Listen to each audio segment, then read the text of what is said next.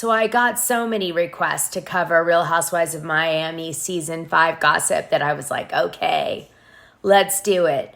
Now, I just dropped one last week, so we're going to cover totally different gossip in this week's one. And I'll put the description to the other one. Sometimes, I don't know why, but people hate to look in the playlists. They just won't hit that button. They just won't hit that Real Housewives of Miami playlist button. So I'll just put it in the description to help. Anyway, like, subscribe, hit the notification button. Ooh, let's get started. Oh, I have something fun to start with. Okay, so we love our Royal Housewives crossover moments. They don't happen often.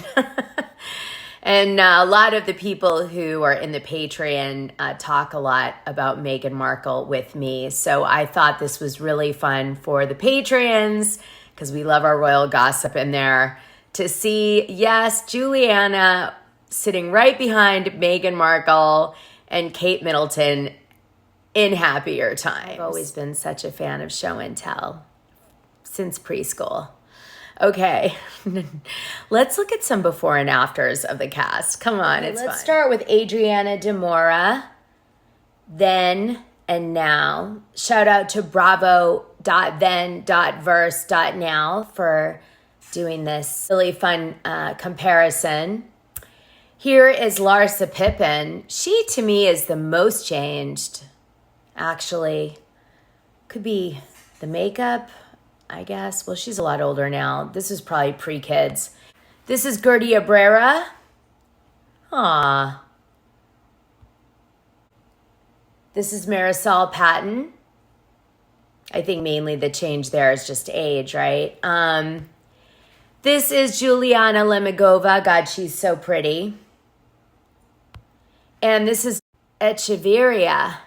God, it's really hard to imagine her with the cocaine cowboy in the picture on the left. Maybe on the right, I could see it, but not the one on the left. Just saying. I didn't get Lisa Hochstein or Nicole's, but I'll find them eventually, and I'll put them up for you guys so you can enjoy them too. Let's get into the dirt. Weird a little bit with Martina and Julia's relationship. Like, Martina posts Julia all the time on her Insta feed since December, but Julia herself doesn't post Martina, maybe because she's getting treatments for her cancer. She does seem to be doing things, Julia, going to New York and stuff, but I thought that was interesting. I hope their relationship is solid with what Martina's having to go through. I'm sure it is. Did you know that Lisa Hochstein was deleted out of Lenny Hochstein's promotion for his Halloween party this year? He actually edited her out. The proof's in the Patreon, but he did. He actually took the time to take a video that she was featured in from the year before and have it re-edited that she wasn't in it or downplayed. Yeah, I know. You guys might enjoy this. This was on All About the Truth feed of Miami about that hot mic moment where Dr. Lenny is like, I'm leaving Lisa Hochstein, and he like doesn't know it's being recorded. And then simultaneously Lisa Hochstein saying how great her marriage is and how much she loves him. And so it's like a crazy reality TV moment they capture. Anyway, this is how they found the clip really quick. You just never know what's there, and you don't always know what's happening at these parties until you get back into the edit bay and you really dissect and get into it, Kathleen French, the senior vice president of production. French reveals that it took Kaylor hours and hours and hours to track down Lenny's whispered mic moment. It says one day, Kaylor was having a sandwich and she said, I want to know what Lenny was doing during the party. She was listening to his audio the whole time, and she was the one who found the hot mic moment juxtaposed with Lisa outside talking about how wonderful the marriage is, French explained. So that's how the magic happens, everyone. So the rest of this video is going to be a mini dive on Kiki, because I was interested in her. I feel like she's way under looked into.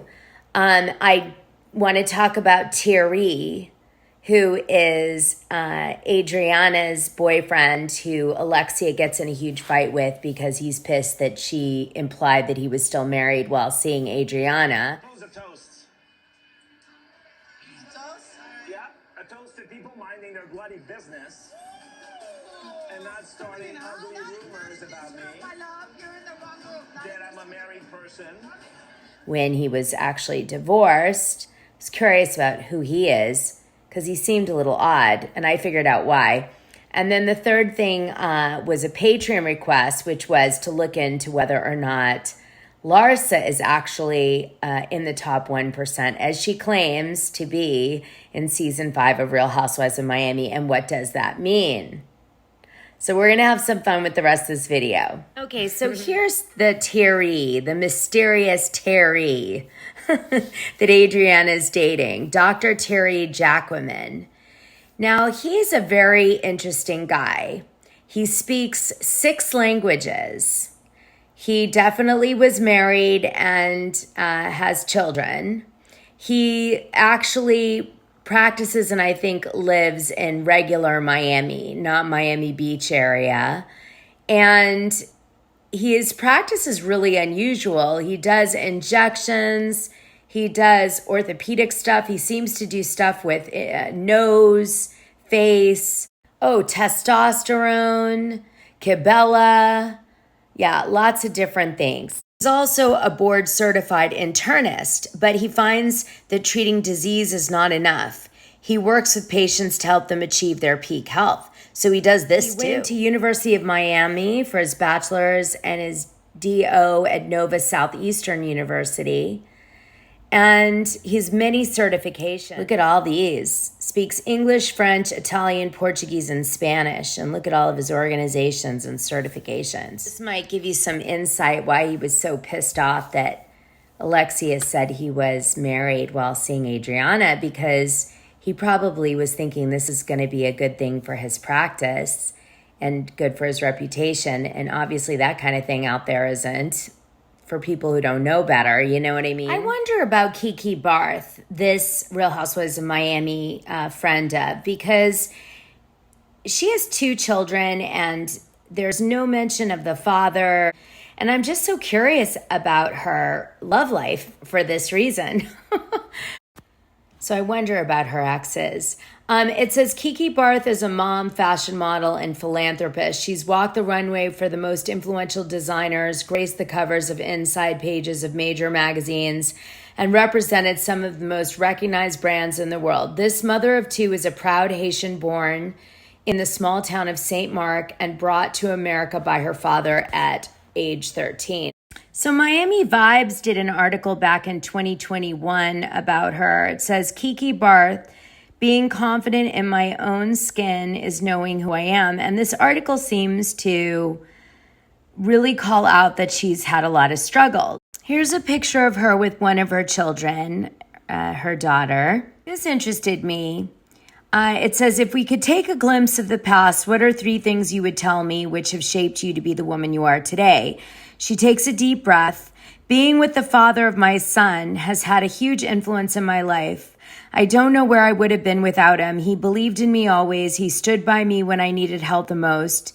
So much so that we are currently still friends. My mom has played a big role in my life. She is my hero. I look up to her. Although we were raised in different times, her being a bit old school with many aspects of her life, yet she keeps me grounded. The article doesn't have a picture of her son, so he must be older. So then we wonder, of course, about the father of the daughter. Was he like a jerk or good or what? I want to know. Okay, what's really bizarre about this is Kiki has this whole article about her being a mother and about mothering, but we see 0 aspect of that on the show, like nothing. We don't see anything about her empire. They talk about an empire. She's a great big model, and we don't see very much of that. We don't see anything about the kids or the men in her life in the past. I mean, I know she's a friend of, but you could give us something. Okay, so let's get into Kiki a little bit, shall we? Okay, so in this article, they ask, what are some stereotypes about motherhood that you've debunked as a woman entrepreneur? And she says, I remember when I was pregnant with my son, I was modeling. At the early stages of my career, it was a taboo for you to have a child. It was more like if you had a child, your life is over. I would never be able to model and live doing what I love. Little did this world know how wrong they were. I took this as a challenge. I had my son and my career blew up. I was much younger back then, so my body quickly went back to pre-pregnancy weight and I continued to crush it. When I went for Miss Haiti, I was told that I couldn't let anyone, we didn't even know she was Miss Haiti. I was told that I couldn't let anyone know I was a mother, so I took the advice of industry professionals and never showed my child to the world. I learned to be bigger and better to show the world this industry that was so superficial and harsh on human beings that we too as mummies can rock the runway. Too bad I didn't meet Kiki when I was in Miami. She sounds like I would get along with her. It says that she really wants to go to Dubai and that she planned on going in 2021. Oh, just Dubai is such an attraction to so many reality stars. I don't know why when people bring up Dubai, I think of going on a yacht trip, but I do. It's like I get this instant need to yacht. Looks like Kiki has a Haiti charity too called KikiKidsFoundation.org. Kiki also has a clothing brand, Femme Bassa, coming soon.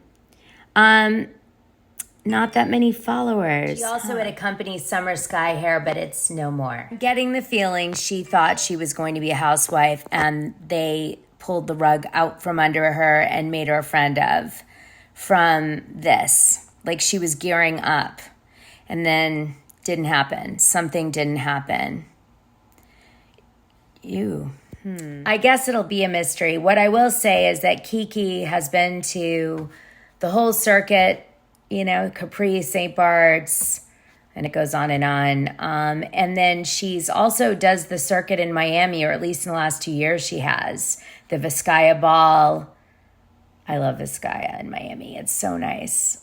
If you haven't, when you go to Miami, go there. It's beautiful. So I don't know. She's definitely making the rounds in terms of social life. So we'll have to see. Shocking that she doesn't have a boyfriend. Now, maybe this is some tea or maybe not, but Bronwyn liked a ton of old posts of Kiki's from 2014, only the early years. And I think that's because Bronwyn knew Kiki from our old hood on South of 5th in Miami Beach. So maybe Kiki was in the hood and I didn't know her. Imagine.